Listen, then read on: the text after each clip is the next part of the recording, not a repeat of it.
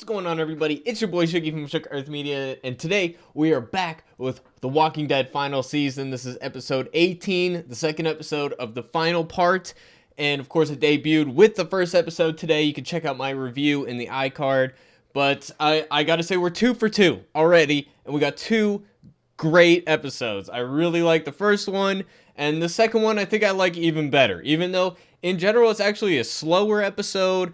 There's a lot more talking and character stuff and dealing with the theme of family. And I honestly, some really powerful scenes here. And I usually, like in shows, people might complain about, oh, it's just a bunch of talking, nothing's really happening.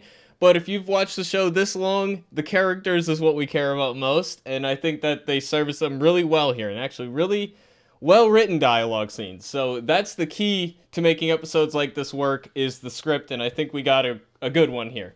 And I'm really happy with it, and the way it ends is explosive, and there's some things that surprised me, and some things I'm incorrect about from my predictions video, which you can also check out. But the first thing I was wrong about is I was certain Hornsby was going to be dead by the end of this episode. Turns out I'm completely wrong about that. But we're going to jump into each and every scene. We're going to break everything down. But if you like Walking Dead and you want to take the journey with me on this final season, definitely hit the sub button and the like button. I would love to hear your opinions in the comment section down below. And with that, let's just jump into the episode. So it turns out every episode in these, I'm going to guess every episode in this final season, part 3 of the final season, I think they're all going to have these Judith monologue scenes. And, you know, I'm honestly, I get what they're going for, the nostalgia, and they're trying to bring in past viewers and whatnot. Again, this stuff feels more like a trailer to me than like a legitimate, you know, part of the story. It feels a little bit extraneous. It's not my favorite thing, but I like what they're going for. After seeing the episode and seeing it's about family, to talking about Daryl and his brother and whatnot. So these scenes, I think it does work ultimately. I see what they were going for. It's just not for me. But you know, your mileage may vary. And now we pick up right where we left off last week, and we got the standoff situation. And I like the scene. It just, again, it's a Deus Ex Machina thing. We have just in the nick of time, Pamela, Carol, Mercer, everybody showing up to save the day. And I'm like, okay, how did they know that they were here? Where did they find everybody? You know, the coincidence of it does bother me. Yeah. And we always call out coincidences on this show. So, you know, I have to call that out. But again, it didn't hurt my enjoyment because of everything else that works in the show. But it felt a little too easy, the way we got out of this. But I do like how we cornered down Hornsby. Daryl is not finished. It's not enough for Daryl. He wants to take him out, so he compromises and just stabs him in the hand instead. He doesn't stop until Carol comes in and says, "Hey, I made a deal for us." And you know, I like the plan. We talked about that in the previous episode, and I like how Daryl just stabs him in the hand here. And you love to see it, you know. So I like that part, you know. So good and bad, but that just sets the scene for the rest of the episode. It felt a little abrupt considering how we ended last week, but we're kind of used to seeing this on the show, you know. With cliffhanger, and then it's abruptly resolved in the next episode. So you know, whatever. We'll give them a pass on that one because I'm really into the story. So then we're talking about the deal. And this is where we start to see some of the disagreement about how people want to approach the Commonwealth. Some of them are intimating that they want to take things further because apparently Hornsby wiped out most of Alexandria. And they said they were going to check Oceanside, but we didn't get confirmation. And apparently Hilltop is even worse than Alexandria. But that was already happening. So I'm not sure we have confirmation on how many people were killed. But apparently most of our people are dead now. Which is, you know, that some of them want to take it further. They're like, that's not good enough. just because we get to walk away is not good enough. But Carol and the rest of them, they want to protect their family first and foremost, so they are going to go along with it. And Daryl seems like I predicted in my predictions video that Daryl is going to be torn between the two sides, and I was right. Ha! I gotta take a victory lap every time I was right, because I wasn't right about everything, as you guys already know. I liked seeing Daryl play that role, where he's questioning it, but he ultimately goes along with it because he knows it's for the greater good. So one directing decision here that I just wanted to point out is, Daryl's like, all right, and then he grabs an apple and walks away. Now, it seems insignificant. I was like, that's an odd director choice to have him. It would have been stronger just to have him walk off. It's a very specific thing, and there's several points in the episode that reference fruit and apples, and the fruits and the apples represent family, love. There's a sign outside of Gabriel's church that says all the things that it represents. So we have several references to the fruit. So it's a subtle thing, but this is something that the director made sure to put in there. I don't know if it was in the script or not, but a lot of times those things aren't in the script, and it's the director making those decisions. So I like the subtlety of that. We're going to get back into some of the other ways that the fruit theme comes into play. But it's smart to have an episode about family, and you have a subtle theme like that to really bring it home. So here we got Hornsby tied up. He's the prisoner now, and Mercer is not happy with him. And then Pamela comes over, and this is a great scene here because, we got Milton's like coming at him like an enemy because that's how she views him now. And then Hornsby's like, you can drop the act, you can talk to me for real. But she doesn't because they're not on the same side anymore at all. And Hornsby drops a little nugget here that I think is going to be very significant. He says that there are other groups out there that he has deals with that she doesn't know about. Now, I've heard the theory in my comment section and other places that Hornsby is working for the CRM. As far as I'm concerned, that's confirmation. Unless there's another group like Padre or somebody we haven't heard of yet, I think it's CRM that he's talking about. I think it's confirmed. So pretty sure that that's going to play into the final season here. That scene got me excited. Here we got the scene with Pamela kind of presenting him as the fall guy to the protesters we got in the previous episode. I like this. I like the scene, seeing how her plans worked. I do buy it. I think they have a fall guy. They have, I would have liked to seen them show some evidence of something that he did. Maybe they have a video or a recording or something really damning to get the public on their side. That's the only little caveat that I have, is like, it feels like, maybe they needed some proof of their claims. But other than that, you know what? I like the scene. So, and then we get Eugene and Max in the crowd, and their decision point this episode is, do they leave? Do they stay? Max feels guilty that she propped up this corrupt system and that she's working with them. So she wants to do something about it, and that ultimately leads to the end of this episode. So I like, there's a lot in this episode, actually, like a lot of different moving parts. Even though it might feel like, a slower episode, you got to keep in mind all the different character things that they set up in this episode. So I really like it. And then this scene was, I absolutely love this scene.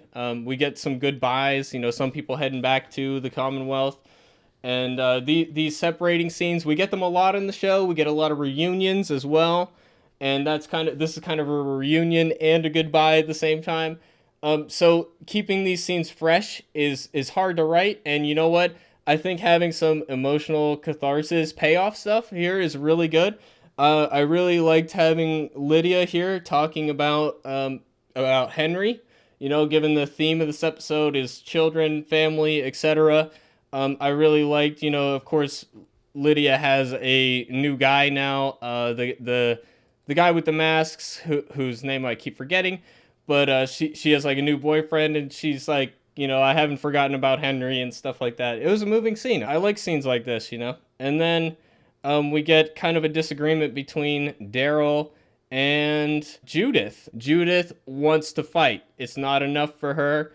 And she says correctly, I think, that Michonne and Rick would absolutely want to take things further. They wouldn't be satisfied with just leaving the Commonwealth as it is. And if you read the comic, you know that that's true. Although Rick would want to work with the Commonwealth, but he's not going to be satisfied just to keep the status quo. So I like the drama here, the dilemma, and we get the scene we got in all the trailers where Daryl pulls out Rick's gun. He offers it to Judith, and she refuses it. And maybe that's because of guilt. Maybe she's like sad that she's missing her parents right now when it feels like they would really help in this situation. So there's subtlety there. I'm not exactly sure why she doesn't want to take the gun. If she wants to fight, you would think the obvious symbol would be that she would take the gun. But I like that, we set that up. She doesn't want it. And then by the end of the episode, after what happens, she does want it. I also forgot to mention in the previous episode, we got a scene between Daryl and Maggie where Maggie basically apologizes for the Leah situation and knows that it hurt him. And he showed that he still feels the guilt about getting Glenn killed and it takes that with him in his decision making. So that was a good scene too. I forgot to mention in the previous video, so just want to drop that here. And then we're at another festival, and it feels like we have a lot of these festivals here at the Commonwealth. So it would have been nice. Maybe they did set it up earlier in the part 2, but I just don't remember. But it would have been, if they didn't, it would have been nice to have some kind of setup. And here we got another moving scene with Ezekiel and Carol. And this is like, these scenes, normally it wouldn't be important or significant. It just feels like stalling in a lot of shows with talking scenes like this. This is the heart of The Walking Dead, is scenes like this. So I absolutely love this scene. I love the Lydia scene before. And then we get another good one with Gabriel coming up. So there's a lot of really good scenes here. And here we're setting up that Max has a recording device, and Sebastian is supposed to give a speech, but he doesn't want to. Again, tying into the familial relationship and the mother-son thing, we get a lot of different looks at parenting here. Again, the themes of the episode, and the next scene gets that too, with Negan having a kid, and he talks about how his dad said that, your life changes after you have a kid, and it's not your life anymore, and priorities and all that. And he's saying that he's looking forward to seeing that. But the disagreement in this scene is, I think Negan wants to stay here in the Commonwealth because of the medical supplies that they have, where his wife here does not want to stay in the Commonwealth, doesn't trust them, doesn't want to be here. But I think Negan saying that his life is no longer his and that he wants to do right by his family, I think he's speaking coded language that he wants to stay here, and I think he's going to try to make that a reality. Maybe not, but because it ends in an agreement between the two that they're gonna leave. But I don't think that's the end of that. And then here we get Daryl finding out that Judith has ran away. She wants to be on her own. And it's right after he finds this vest and he decides to put it on. Of course, I believe Judith made him this vest, or he had 2 wings on it at one point and one of them fell off and Judith fixed it. I just want to point out that I really like how Daryl's a very specific way of doing stuff. Like, he doesn't do anything in the normal way, and it's very consistent with his character, so I've always been a fan of that. But one thing I just want to point out, just for fun, is that we got RJ here reading a comic book. This is the comic book Invincible, for those who don't know, written by Robert Kirkman, who also created The Walking Dead, so it's a fun little Easter egg. And it's also a double Easter egg, I would say, because in the show, Michonne always gave Carl comics to read. So it's kind of a shout out to Carl, too. So it's a shout out to Robert Kirkman and a shout out to Carl and just a shout out to the Walking Dead comic, and all that. So I like the little shout out. It's not that important, but I like the little nod. And here we got another great dialogue scene with Daryl and Carol. Again, all the scenes in this episode are servicing the family theme. And we got Carol talking about how her life changed after her daughter was born, Sophia, and how she didn't know anything about her yet. She just knew that she loved her and all that. So again, tying into these themes. And of course, Daryl's talking about how he's not really cut out to be a parent. And he's wondering what Rick would have done. But Carol says, Rick's not here, you are. So I really like that. And then we get another great scene. We got a bunch of really good scenes back to back. And I'm just really, really happy with these episodes, guys. So don't say that I did give it the thumbs up. Like, it's got the 2 thumbs up right now. I really like this scene here with Hornsby coming up. This is where Max is talking about the guilt of surviving here. And, of course, Eugene does know about that because, he was with the Saviors and everything for a while. And here we are with Hornsby in jail. And one thing I really, really like about this episode is I was sure that he was done for, like I said. But we get to see not only is he not gone yet, but he is still a player in this game. He still has chess pieces on the board. He is not down for the count yet, and I think that's the best thing the writers could have done. The most interesting thing they could have done. And even while he's in this jail cell, he's making threats to Eugene. He says at the end of this conversation, I hope your girlfriend doesn't end up in a cell or something. You and your girlfriend don't end up in a cell, because he's trying to he correctly sees that Pamela is the reason why he's still alive. So he's still trying to get in her good graces in a way. So maybe he can use this information as leverage, or at the very least, he can threaten to do so. I mentioned the fruit thing earlier. Eugene brings him a candy apple, and again, it represents the family thing.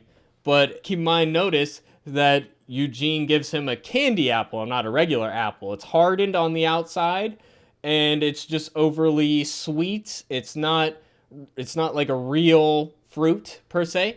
So it's this like fake version. So I think that's symbolic of the fact that, he doesn't really have family. He doesn't really care about that.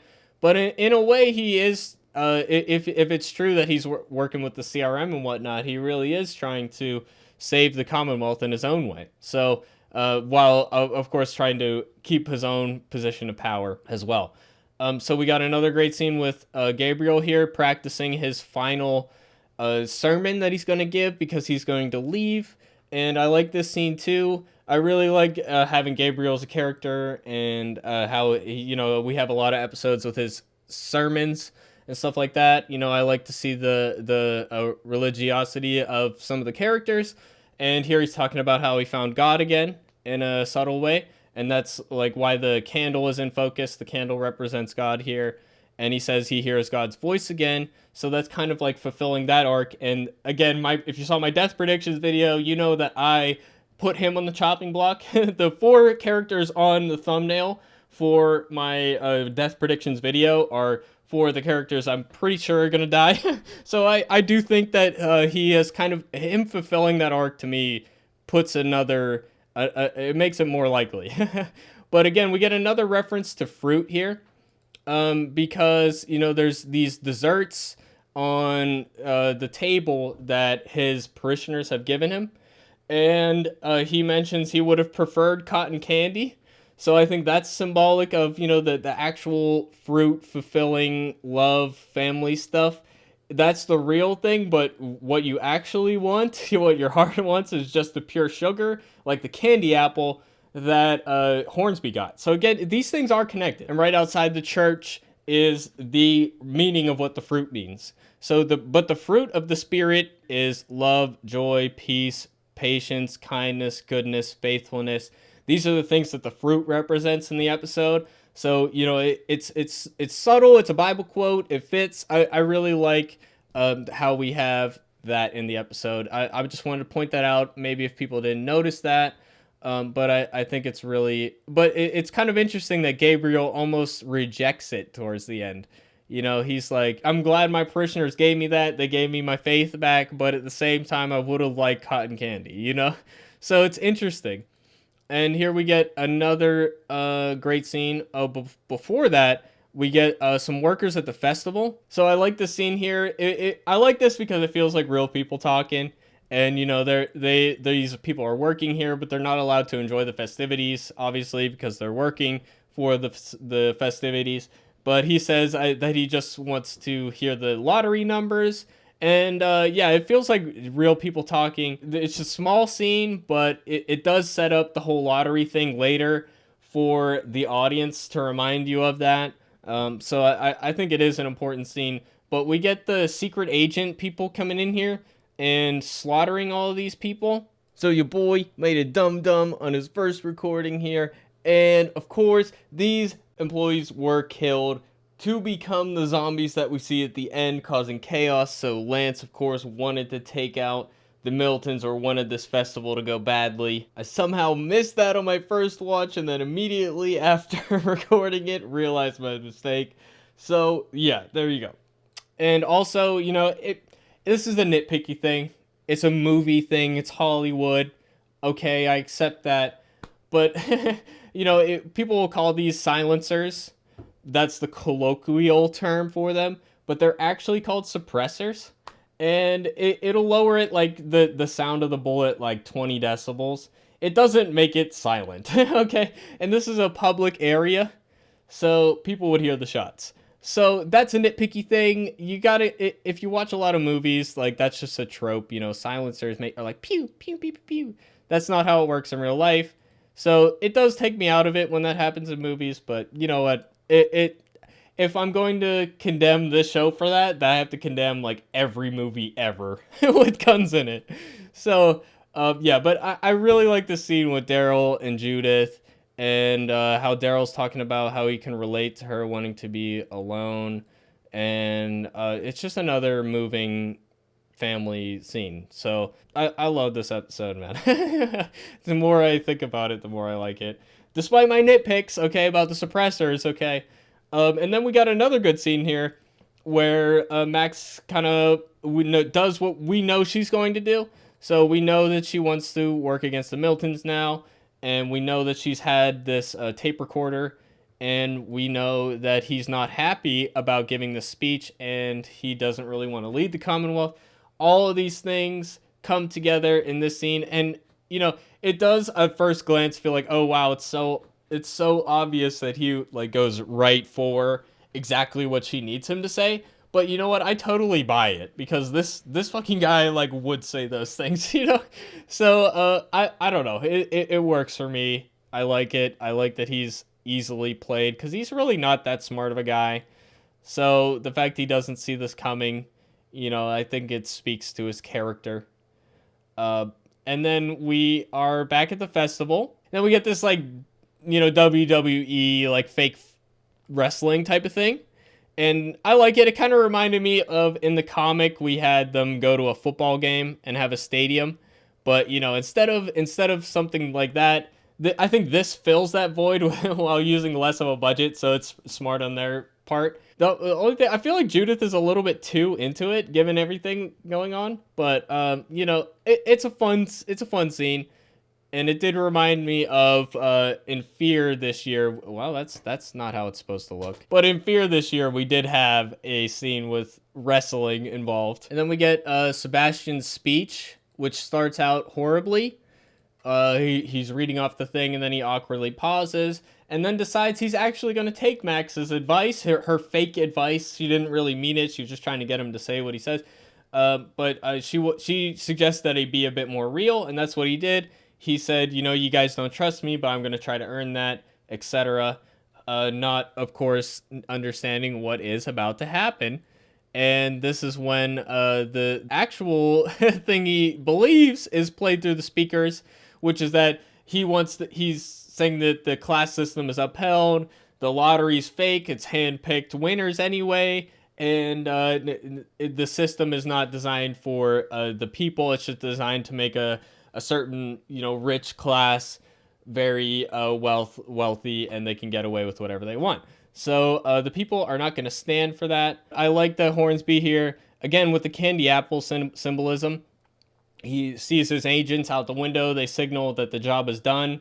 I don't know why they wanted to kill those workers anyway. But, you know, and then right after that, he takes a huge bite of this candy apple. Definitely let me know what you guys think the symbolism is.